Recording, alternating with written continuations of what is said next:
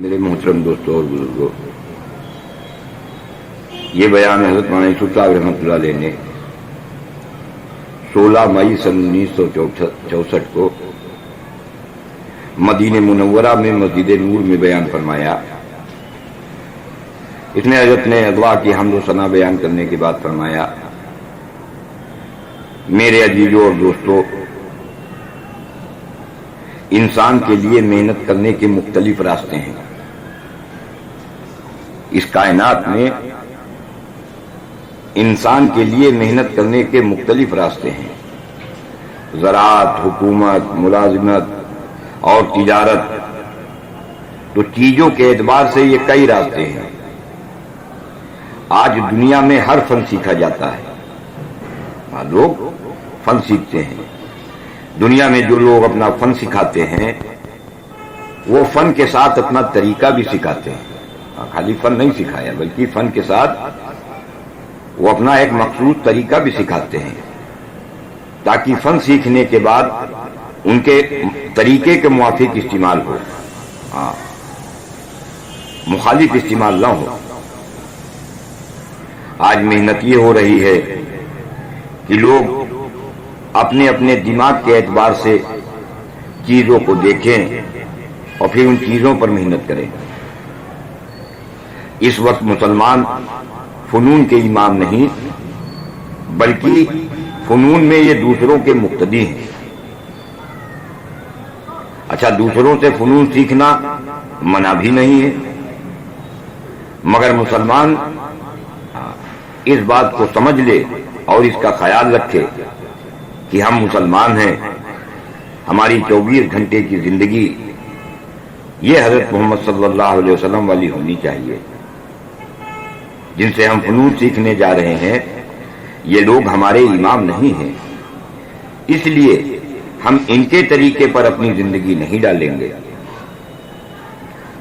لیکن آج تو عام حالت یہ ہے کہ آدمی جس سے فن سیکھتا ہے اس کو گویا اپنا نبی اور اپنا امام بنا لیتا ہے، اور سر سے لے کر پیر تک اپنی زندگی اس کے طرز پر ڈال دیتا ہے۔ حضرت ابوبکر صدیق رضی اللہ تعالیٰ عنہ و حضرت عمر رضی اللہ عنہ نے اپنے اپنے دور خلافت میں بھی اپنے طریقہ زندگی کو نبی والا بنا کر اپنے آپ کو چلایا ہے۔ اسی طرح حضرت علی رضی اللہ عنہ یہ کوفہ میں سالہ سال رہے، جہاں اموال و اسباب بکثرت آئے، لیکن حضرت علی رضی اللہ عنہ نے اپنا طرز زندگی نہیں بدلا۔ ایک گورنر سے فرمایا کہ مجھ سے مل کر جانا۔ جب وہ ملنے کے لیے آیا تو حضرت علی رضی اللہ عنہ نے ایک سامان نکالا اور اس کو کھول کر اس میں سے ایک دوسری چیز نکالی، پھر اس میں سے تیسری چیز نکالی۔ گورنر یہ سمجھا کہ اس میں ہیرے جواہرات ہوں گے، مگر جب اس کو کھولا تو اس میں ستو نکلا، اور فرمایا کہ میں یہ ستو مدینہ سے لایا تھا اور اس کو اس قدر باندھ کر اس وجہ سے رکھتا ہوں تاکہ اس میں کوفہ کی مٹی تک نہ جائے، اس کے ذرات بھی شامل نہ ہو جائیں۔ میں حکومت میں رہ کر بھی حضور صلی اللہ علیہ وسلم والی زندگی پر باقی رہنا چاہتا ہوں۔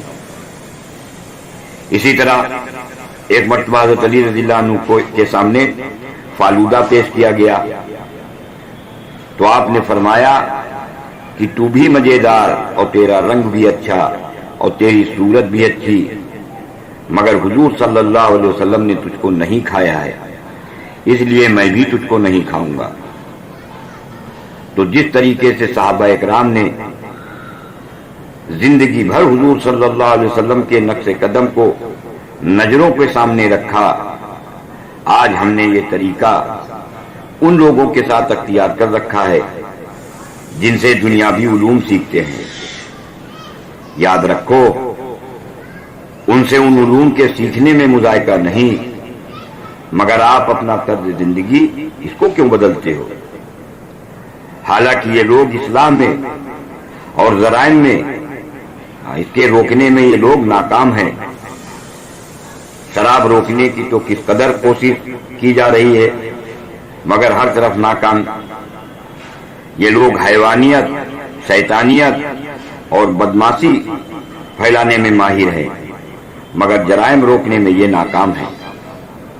اور حضور اکرم صلی اللہ علیہ وسلم حیوانیت و درندگی والے، جرائم والے اور شراب والے علاقے اور معاشرے میں تشریف لائے جہاں جرائم اور درندگی اور حیوانیت یہ عام تھی، شراب عام تھی۔ اور آپ صلی اللہ علیہ وسلم کے آنے پر، آپ کی محنت پر، آپ کی دعوت پر سارے جرائم بند ہو گئے۔ اگر کسی سے چوری ہو گئی یا زنا ہو گیا تو خود اقرار کر کے اس نے اپنی سزا بھگتی ہے، اور اگر اس جانی پر کسی نے کوئی سخت لفظ کہا تو آپ صلی اللہ علیہ وسلم نے فرمایا کہ اس نے ایسی توبہ کی ہے کہ اگر تمام مدینے والوں پر تقسیم کی جائے تو تمام کے لیے اس کی توبہ کافی ہو جائے۔ جب شراب کا حکم آیا تو جس طرح دریا بہتا ہے ایسے سڑکوں پر شراب بہنے لگی۔ اسی طرح پردے کا جب حکم آیا تو صبح کی نماز میں بغیر پردے کے کوئی عورت بھی باق نہ آئی، ساری کی ساری پردے سے۔ انسان کی کامیابی کا معیار یہ چیزیں نہیں ہیں۔ اگر چیزوں کو معیار بنا کر زندگی گزاری تو دنیا میں بھی پریشان رہو گے اور آخرت میں چھٹی کا دودھ یاد آ جائے گا۔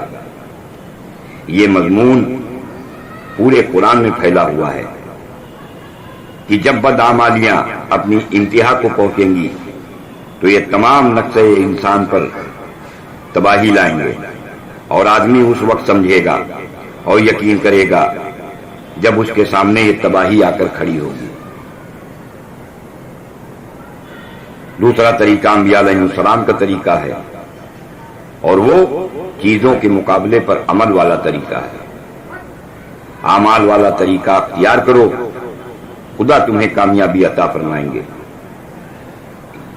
انبیاء علیہ السلام تو کامیابی کے دھوکے سے نکال کر حقیقی کامیابی انسانوں کو دلانے کے لیے آئے ہیں۔ حقیقی کامیابی الگ چیز ہے اور کامیابی کا دھوکہ الگ چیز ہے۔ اسی لیے اس دنیا کو دارالغرور فرمایا۔ حضرت محمد صلی اللہ علیہ وسلم کامیابی والا راستہ لے کر آئے ہیں۔ آج اگر تم بڑی بڑی حکومتوں اور نقشے والوں کو تنہائی میں لے جا کر پوچھو تو معلوم ہوگا کہ یہ سب پریشان ہیں۔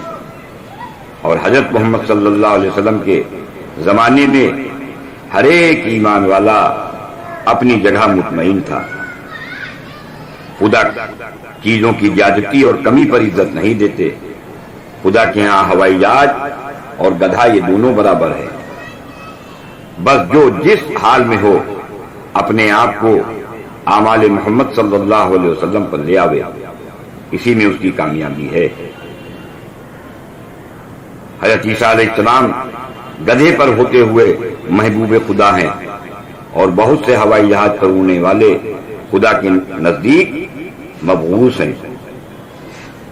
جو کسی وقت گدھوں پر بیٹھتے تھے آج اس حالت میں ہیں کہ اپنے متعلق ایک لفظ برداشت نہیں کر سکتے، اس لیے کہ آج وہ لاکھوں کروڑوں کی مالیت کے مالک ہیں۔ خدا نے جیسے ہر انسان کو منی کے قطرے سے بنایا، ایک شرمگاہ سے دوسری شرمگاہ میں پہنچایا، اور ایک ہی طریقے سے ماں کے پیٹ میں ہر ایک کی پرورش فرمائی ہے، پھر کچھ دن ماں کے رحم میں رہ کر ہر ایک نکلا، اور نکلنے کے بعد ہر ایک کو اس کے حال پر چھوڑ دیا ہے تاکہ دیکھیں کہ کون اطاعت کرتا ہے اور کون نافرمانی کرتا ہے۔ پھر ایک مدت کے بعد قبر میں پہنچا دیں گے، پھر اللہ تعالیٰ دوبارہ زندہ فرمائیں گے، اور پھر حساب کتاب لیا جائے گا۔ اس حساب کتاب میں دیکھیں گے کہ اس میں ایمان ہے یا شرک۔ اگر ایمان نکلا تو پھر اس کے اعمال دیکھے جائیں گے۔ بس انہی چیزوں کے دیکھنے کے بعد انسان کی کامیابی اور ناکامی کا فیصلہ ہوگا۔ اللہ تعالیٰ نے انسان کو وقتی چیزوں کو دیکھنے کے لیے وقتی روشنی دی ہے، جس سے انسان نفع حاصل کرتا ہے۔ اگر یہ وقتی روشنی نہ ہو تو انسان نفع حاصل نہیں کر سکتا۔ کہ گھر کے اندر اندھیرا ہے اور روشنی کے لیے ماچس تلاش رہا، پر اندھیرے میں روشنی کے لیے ماچس نہیں مل رہی، تو رات بھر اندھیرے میں کروٹیں بدلتا رہا۔ بہرحال وقتی روشنی ضروری ہے، مگر یہ چیزیں انسان کی اصل مایا نہیں ہیں۔ انسان کی اصل مایا ایمان اور نیک اعمال ہیں۔ یہ تمام وقتی چیزیں کائنات کی مشین سے ظاہر ہوتی ہیں، پر انسان کی مشین سے اعمال ظاہر ہوتے ہیں، جن اعمال پر کائنات کا نظام اللہ چلاتے ہیں۔ تو اصل انسان کی مشین ہے، یہ کائنات کی مشین تو انسان کے تابع ہے۔ انبیاء اکرام علیہ السلام نے انسانوں کو یہی بتلایا کہ تمہارے اعمال کا اثر کائنات پر ہوگا۔ اگر تم میں زنا عام ہوا تو خون خرابہ ہوگا، اور اگر زکوٰۃ بند ہوئی تو بارش رک جائے گی۔ بہرحال کائنات کی مشین سے چیزیں آئیں گی اور انسان کی مشین سے اعمال آئیں گے۔ اس کائنات کی چیزیں بھی وقتی ہیں، اور ان سے جو سکون اور عیش حاصل ہوتا ہے وہ سکون اور عیش بھی وقتی ہے۔ اس کائنات کی وقتی روشنی بھی وقتی ہے۔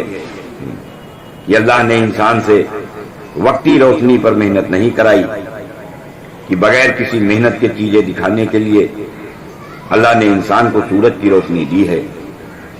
میرے عزیزوں، چیزوں سے حاصل ہونے والی کامیابی کا وقت محدود ہے کہ موت پر یہ کامیابی ختم ہو جائے گی۔ ایک وقت وہ آئے گا جبکہ یہ سارا وقتی نظام ختم کر دیا جائے گا۔ سورج، ستارے، پہاڑ و زمین اور آسمان کا نظام درہم برہم کر دیا جائے گا۔ اس کے بعد حساب کتاب ہوگا۔ کفار مشرکین ساری دنیا کے خزانے دے کر عذاب سے چھٹکارا چاہیں گے، لیکن چھٹکارا نہ ملے گا۔ انسان دنیا میں جو کچھ چیزوں سے لے رہا ہے وہ سب کچھ اعمال سے بھی لیا جا سکتا ہے۔ جیسے سلیمان علیہ السلام نے نماز کے چھوٹ جانے پر رو رو کر اللہ سے سلطنت لے لی، اور بدر میں لکڑیوں سے تلوار کا کام لیا گیا۔ یہ تمام صرف قصے ماضیہ نہیں ہے، بلکہ قیامت تک آنے والے انسانوں کو اللہ نے اپنا ضابطہ بتلایا ہے۔ اس طرح اللہ سے لینے کے لیے راستے دو ہیں، ایک چیزوں والا راستہ اور دوسرا اعمال والا راستہ۔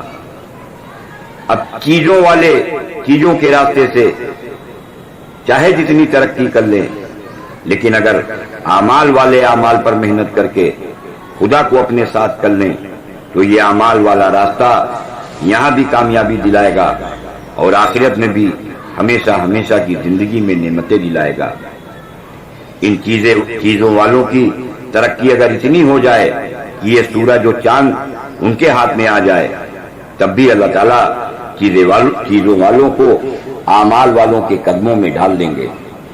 دنیا اور دنیا کی تمام چیزیں خدا کے مقابلے میں ایسی بھی نہیں ہیں جیسے ایک اینٹ آسمان و زمین کے مقابلے میں۔ اعمال اندر سے آئیں گے، اور اعمال کا اچھا ہونا اس وقت معلوم ہوگا جبکہ ہمارے دلوں میں روشنی پیدا ہو جائے گی۔ پھر یہ اندر کی روشنی بتائے گی کہ عورت کو نہ دیکھو ورنہ اللہ ناراض ہوں گے، رشوت نہ دو ورنہ اللہ ناراض ہوں گے۔ دور عمل میں یعنی دنیا میں یہ روشنی رہے گی، مگر جب دور عمل ختم ہوگا تو یہ روشنی انسان سے باہر آئے گی، اور قیامت میں اس روشنی کی روشنی میں انسان چلے گا۔ جتنا ہم حلال اختیار کریں گے، حرام کو چھوڑیں گے، اسی طرح جتنی نمازیں پڑھیں گے اتنی روشنی بڑھ جائے گی۔ یہ روشنی آہستہ آہستہ اتنی بڑھے گی کہ پھر مکروہات سے بھی انسان بچے گا اور مستحبات پر عمل کرے گا۔ بہرحال چیزیں ختم ہو جائیں گی، لیکن اعمال والا نور یہ ختم نہیں ہوگا، اس کی روشنی میں انسان جنت تک پہنچ جائے گا۔ جب انسان اعمال میں بڑھتا ہے تو خدا اس سے محبت کرتے ہیں، اور جتنا یہ اعمال میں بڑھتا ہے اس کی محبوبیت بڑھتی ہے، پھر زمین والے اس سے محبت کرتے ہیں۔ آج اس اعمال والی روشنی کو حاصل کرنے کے لیے محنت کم ہو گئی ہے، اور لوگ اسلامی زندگی کے اصول بدلنے کی فکر میں پڑے ہیں اور اس میں بڑھ چڑھ کر حصہ لے رہے ہیں۔ اللہ اور اللہ کے رسول نے اس روشنی کو حاصل کرنے کے لیے مسجد والے اعمال لیے۔ ہمیں اعمال میں کمی اور بیشی کا اختیار نہیں ہے، اس میں ہمیں دینی روشنی والے اعمال کو اختیار کرنا پڑے گا۔ انسان میں ایک تو انسان کی روح ہے، انسان میں ایک تو انسان کی روح ہے اور ایک روح کا برتن ہے، یعنی جسم ہے۔ اگر جسم سے روح نکل جائے تو انسان سڑنے لگتا ہے، اندھا بہرا بن جاتا ہے۔ اس طریقے سے انسان کی زندگی گزارنے کے لیے جو اسباب ہیں وہ تو برتن ہیں، یعنی جسم ہے، اور اعمال ان اسباب کے جو اعمال ہیں وہ اس کی روح ہے۔ اگر ہمارے نقشے اعمال کی روح سے خالی ہوں گے تو پھر ان اسباب سے پریشانیاں آئیں گی۔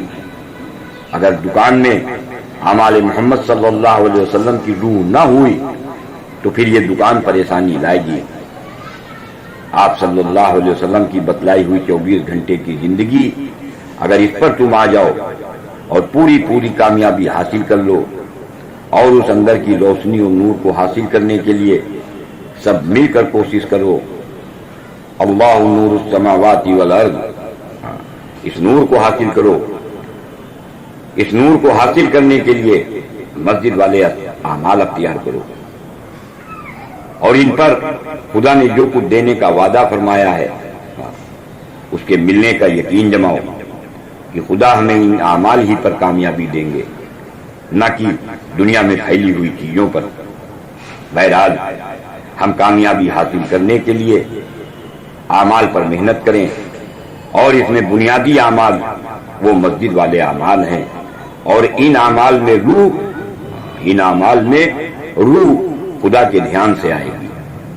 یہ دھیان رہے گا کہ اس عورت کو دیکھو گے تو خدا ناراض ہوں گے، اور اگر یہ دھیان نہ رہا تو دیکھتے دیکھتے چھونے میں پھر زنا میں مبتلا ہو جاؤ گے، اور حرام غذا کو دیکھ کر اگر یہ خیال آ جائے کہ میں حرام کا لقمہ کھاؤں گا تو اللہ پاک 40 دن کی نماز وہ ہماری قبول نہ فرمائیں گے۔ دنیا میں ہر جگہ چیزوں کا اور اعمال کا آپس میں مقابلہ ہوگا۔ اگر جھوٹ بولا تو 5000 ملیں گے، اور اگر سچ بولا تو اللہ پاک اس کے بدلے میں جنت میں مقام دیں گے۔ جیسا یہ ہے تو خدا ناراض ہو جائے گا۔ اگر ضرورت بھر کا بنا کر باقی پیسے غربا پر لگاؤ، مکان سادہ بناؤ، باقی پیسہ غربا پر لگاؤ، تو اللہ پاک خوش ہو جائیں گے۔ میرے بھائیوں، چیزوں کا یقین ان کے دیکھنے سے آتا ہے، اور اس دیکھنے سے اندر کے یقین میں خرابی پیدا ہوتی ہے۔ مثلا آپ نے دوا پی لی اور اس سے شفا ہوئی تو دوا سے شفا کا یقین اندر آئے گا۔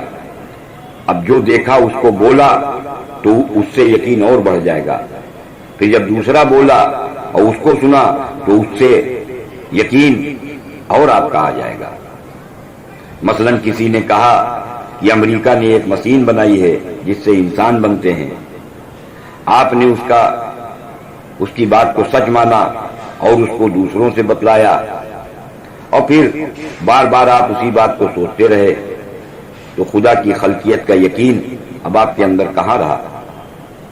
یہ زبان کا بولنا، کان کا سننا، آنکھوں سے دیکھنا اور عقل سے سوچنا، اس سے دل کا یقین یہ خراب ہو جاتا ہے، اور خراب ہوتے ہوتے پھر اس کا دل سیاہ ہو جاتا ہے، اور پھر اسی یہ سیاہی اسے ابتداء تک پہنچا دیتی ہے۔ لا الہ سے غیر کی تردید ہوتی ہے اور الا اللہ سے خدا سے ہونے کا اس بات ہوتا ہے۔ خدا بچانے پر آئے تو مچھلی کے پیٹ میں حفاظت کرے اور چاہے تو انار کے دانے سے مار دے۔ عمل سے کاموں کا بننا خدا ایمان بننے کے بعد بتلاتے ہیں۔ جب ایمان کا نور آ جاوے گا تب عمل سے کاموں کا بننا خدا دکھائیں گے۔ ہاں یہ پہلے نہیں بتلاتے۔ ایمان معتبر ہونے کے لیے غیب پر ایمان ضروری ہے۔ مشاہد ہو جائے تو اب ایمان قبول نہیں۔ جیسے سورج مغرب سے نکل جائے تو اس پر ایمان لانا غیر مفید ہوگا۔ اسی طرح موت کے فرشتے دیکھنے سے پہلے فرشتوں پر ایمان لانا قبول اور دیکھنے کے بعد پھر یہ ایمان غیر مقبول ہوگا۔ اللہ تعالیٰ نے صحابہ اکرام کو پانی پر چلایا مگر ایمان بننے کے بعد چلایا، اس سے پہلے نہیں چلایا۔ پہلے خدا کے غیر سے ہونے کی تردید اور خدا کے سے ہونے کا اس بات کرایا۔ بہرحال کامیابی حضرت محمد صلی اللہ علیہ وسلم والے اعمال میں ہے، چاہے چیزیں نہ ہوں، اور چیزیں اعمال محمدی کے بغیر کامیابی دلا نہیں سکتی۔ اگر انسان کی آنکھ غلط دیکھتی ہے تو اس سے جو یقین آئے گا وہ بھی غلط ہوگا، اس لیے کہ انسان نہ ابتدا کو دیکھتا ہے اور نہ انتہا کو، بس چیزوں کو دیکھتا ہے۔ اس لیے آنکھ کو صحیح دیکھنا سکھاؤ کہ پہلے یہ کیا شکل تھی اور آخر میں کیا ہوگی۔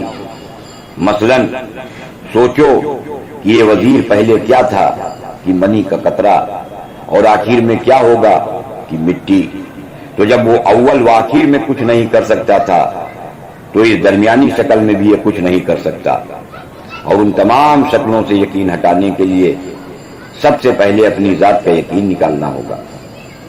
ہر ایک کا یقین ہے کہ مٹی سے کچھ نہیں ہوتا، اس سے نہ سردی جائے گی نہ گرمی جائے گی، مگر مٹی سے کپڑا اگر بن جائے تو اس سے گرمی بھی دور ہوگی، سردی بھی دور ہوگی، یعنی شکل بننے پر اس سے نفع اور نقصان ظاہر ہوگا۔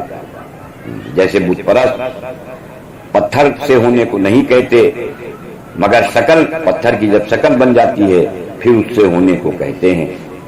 بہرحال اپنی زندگی بناؤ اور دوسروں کو بتاؤ کہ ان شکلوں سے کچھ نہیں ہوتا۔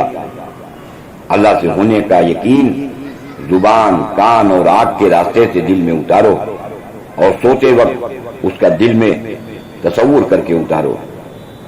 حضرت محمد صلی اللہ علیہ وسلم کے ساتھیوں کی زندگی بوریوں اور گدھوں پر ایسی بنی کہ کیسر و کسرا کے تخت ان کے قدموں میں گر گئے، اور آج تمہاری یہ حالت ہے کہ تمہارے پاس لاکھوں کروڑوں کے مکانات ہیں مگر تم ایسے ہو گئے کہ روس و امریکہ کے خلاف دور سے بھی کچھ نہیں بول سکتے۔ مؤذن اذان کی آواز لگا کر سب کا چھوٹا ہونا اور اللہ کا بڑا ہونا اور اللہ سے ہونا بتلاتا ہے، اور محمد صلی اللہ علیہ وسلم والے اعمال سے زندگی کا بننا اور بگڑنا بتاتا ہے، اور مسجد میں آ کر اس کی محنت کرنے کو کہتا ہے۔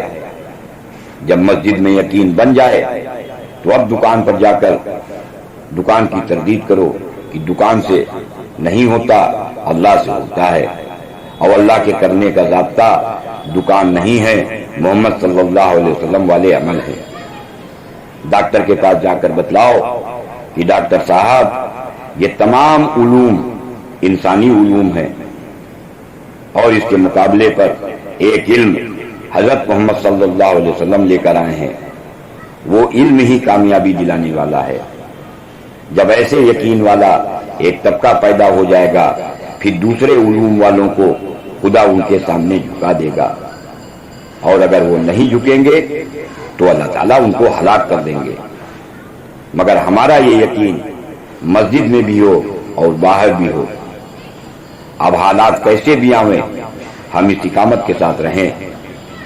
یہود و نصارہ غیروں سے اور چیزوں سے ہونے کو بتائیں گے، مگر تم بتلاؤ کہ غیروں سے اور چیزوں سے نہیں ہوتا بلکہ اللہ سے ہوتا ہے۔ اگر تم نے بھی غیروں اور چیزوں سے ہونا بتلایا تو تم نہ رہو گے. یہ تمہاری محمدی ماہیت نہیں ہے بلکہ یہود و نصارہ والی ماہیت ہے. صحابہ نے طائش کو طائش اور شرک کو شرک سے نہیں بدلا بلکہ ظلمت کو نور سے، قالینوں کو بوریوں سے اور ظلم کو عدل سے بدلا ہے. مٹھی بھر آدمی اگر صحابہ اکرام جیسے یقین والے بن جائیں اور اعمال سے زندگی بنانے کے یقین والے پیدا ہو جائیں اور حضور صلی اللہ علیہ وسلم والے طریقے کو پسند کرنے والے بن جائیں تو 4 پیسے کی جوتی پہننا یہ اچھا معلوم ہوگا، جس سے پھر طبیعت بدلے گی. اصل میں تمہارا بننا یہ اصل ہے. اگر تم اس پر آ گئے اور تم ایسے بن گئے تو خدا تمہاری دعا قبول کریں گے جیسے انبیاء علیہ السلام کی دعا قبول کی، اور پھر جاہل کے خلاف خدا تمہاری نصرت کریں گے. اگر ہمارے اندر نصرت الہی کے شرائط پیدا ہو جائیں تو چاہے نقشے کتنے ہی خلاف ہوں اللہ پاک زندگی کو بنا دیں گے. اور اگر ہمارے اندر شرائط نہ ہوئی تو ظاہر کا ہمارے موافق ہونا بھی فائدہ نہ دے گا. جب مسلمہ کذاب نے نبوت کا دعویٰ کیا اور بعض قبیلوں میں اختلاف پھیلا، اس وقت بھی صحابہ اکرام نہیں گھبرائے اور انہوں نے غیبی نصرتوں کی شرائط پوری کر دی تو اللہ نے تمام ظاہری نقشوں کو بدل دیا اور حالات سدھر گئے.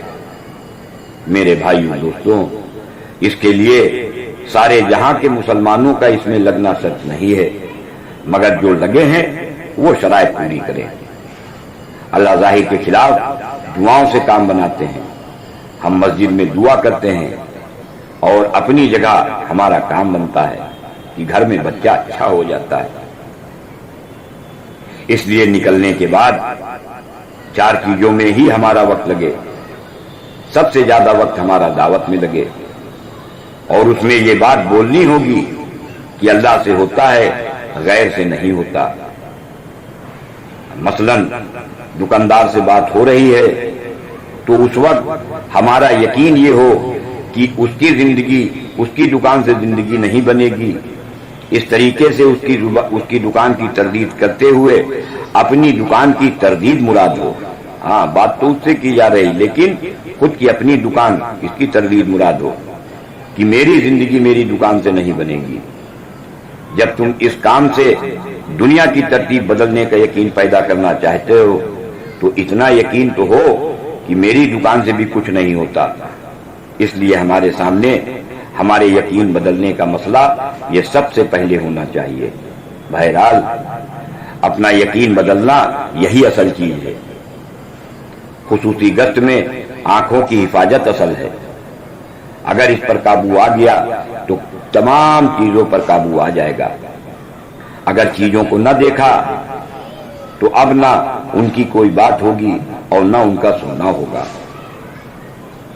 جب صحابہ اکرام ایران پہنچے تو رستم نے اپنے لوگوں سے مشورہ کیا کہ میں ان سے فوجی حالت میں ملاقات کروں یا شاہانہ حالت میں ملاقات کروں.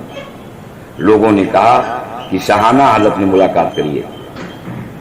تو اس نے ہر جگہ قالین بچھوائی اور سونے چاندی سے دربار کو مزین کیا. ادھر مسلمانوں کی طرف سے حضرت ربیع رضی اللہ عنہ اس حالت میں گئے کہ تیل سے سنی ہوئی معمولی پٹی ان کے سر پر بندھی تھی اور معمولی سی سواری تھی. انہیں مرغوب کرنے کے لیے رستم نے سامان بنائے تھے مگر روک پڑ گیا صحابی کا. دوسرے دن حضرت مغیرہ رضی اللہ عنہ گئے، وہ بھی اسی شان سے گئے اور اس کے پاس جا کر بیٹھ گئے. لوگوں نے شور کیا تو اس جگہ سے ہٹ کر نیچے بیٹھ گئے اور کہا کہ تمہاری قالین سے یہ زمین اچھی ہے. ہم تو سمجھتے تھے کہ تم سب بھائی بھائی ہوگے اور جس طریقے سے ہم اپنے آپ میں سب بھائی بھائی ہیں. اس لیے غیر ممالک میں آنکھوں پر بہت قابو رکھو. اگر آنکھوں سے غلطی ہو گئی تو پھر زبان کو روک لو اور اگر کوئی بھائی برا بلا کہہ دے تو تم سن لو، اس کو جواب مت دو، بلکہ کہو کہ بھائی ہم تو کلمہ سیکھنے آئے ہیں، ہم لڑنا سیکھنے نہیں آئے ہیں۔ اس میں بہت احتیاط کرنی چاہیے، اور جب نقشوں پر نظر پڑ جائے تو بعد میں تصور کر لے کہ نہ معلوم کیسے کیسے مجالین کے بعد اور یتیموں اور بیواؤں کے حقوق پر ہاتھ ڈال کر یہ نقشے قائم کیے ہوں گے۔ تمہارا یقین اس وقت بنے گا جب دوسروں سے بات کرو تو اپنا یقین بنانے کی نیت سے کرو۔ اگر یقین صرف زبان پر ہوگا تو چند جھٹکوں میں ختم ہو جائے گا، اور اگر یقین دل میں راسخ ہو گیا تو پھر جہاں بھی گھومو گے تمہارے یقین میں کچھ فرق نہ پڑے گا۔ اگر صحیح معنی میں ایک کلمے والا آدمی پیدا ہو جاوے تو اس سے ہزاروں اور لاکھوں کا یقین بنے گا۔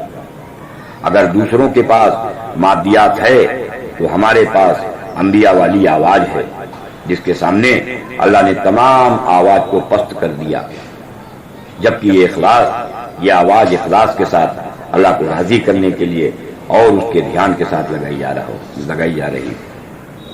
پھر دعوت کے بعد ہمارا وقت تعلیم میں لگے گا، صبح میں بھی تعلیم ہو اور شام کو بھی تعلیم ہو۔ جب خوب فضائل سنے جائیں گے تو اس سے علم آئے گا۔